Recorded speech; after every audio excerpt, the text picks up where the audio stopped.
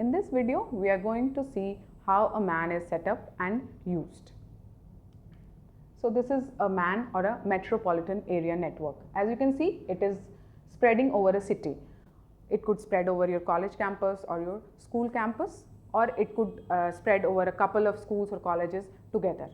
It typically is larger than a LAN, that is the local area network, and it joins many LANs together. Now these LANs, the local area networks, could be for one office here at one end of the city, another office at the other end of the city, another school campus at the other end of the city, or another college campus at the different end of the city. All these networks together could be joined and they could form a MAN or a metropolitan area. It typically spreads over hundreds of kilometers.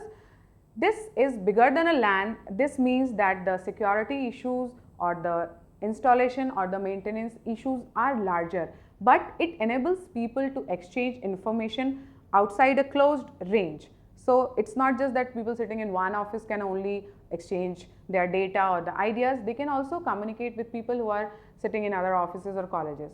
So that is why a MAN is set up.